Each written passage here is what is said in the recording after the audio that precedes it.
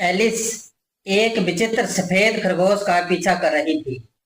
सफेद खरगोश ने एक बास्केट पहन रखा था और उसके हाथ में एक घड़ी थी।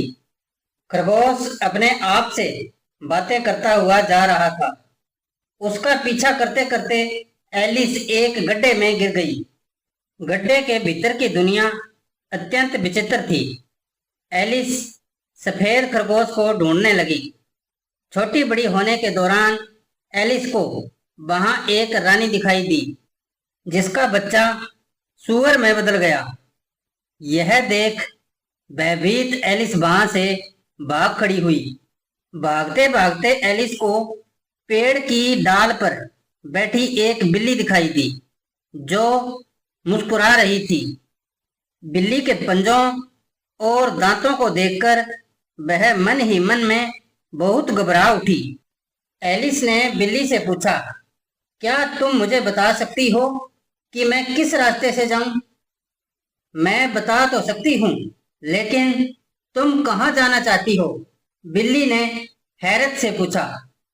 कहीं भी, एलिस बोली। तब तुम किसी भी रास्ते से जा सकती हो, बिल्ली ने तुरंत जवाब दिया।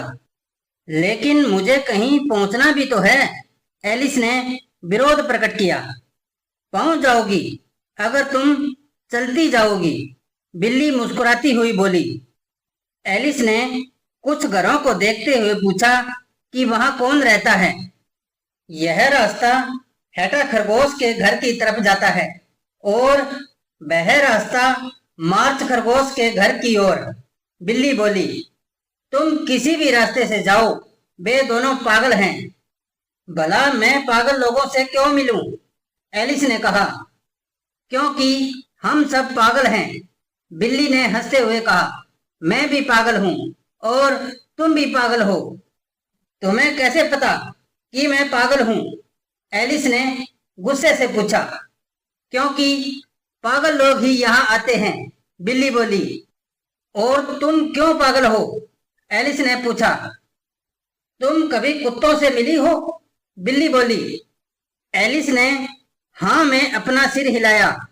बिल्ली ने कहा, कुत्ते पागल नहीं होते, क्योंकि वे गुस्सा आने पर गुर्राते हैं और खुश होने पर अपनी पूंछ हिलाते हैं।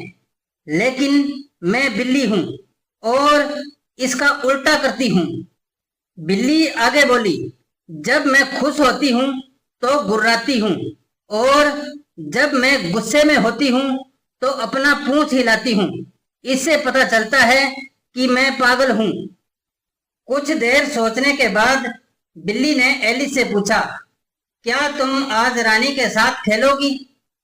मैं खेलना चाहती हूँ, परंतु निमंत्रण नहीं मिला है, एलिस बोली। तो वहीं मिलते हैं। यह कहकर बिल्ली गायब हो गई। एलिस अपनी पलकें झपकती रह गई। अचानक बिल्ली ने फिर प्रकट होकर पूछा, रानी के बच्चे को क्या हुआ था? वह सूअर में बदल गया था, एलिस ने कहा। मुझे पता था कि ऐसा होगा, बिल्ली बोली और गायब हो गई। एलिस ने सोचा, हे भगवान, यहाँ चीजें कभी गायब होती हैं तो कभी प्रकट हो जाती हैं। अचानक बिल्ली फिर प्रकट हो गई। उसने एलिस से पूछा, तुमने सूअर कहा था या तुअर? सूअर, एलिस बोली। लेकिन क्या तुम धीरे धीरे आ जा नहीं सकती? यह सुनकर बिल्ली धीरे धीरे गायब होने लगी। पहले उसकी पूंछ गायब हुई और फिर वह खुद। अंत में केवल उसकी मुस्कुराहट बची। फिर वह भी गायब हो गई। मैंने पहली बार मुस्कुराहट देखी, वो भी बिना बिल्ली के, एलिस ने सोचा।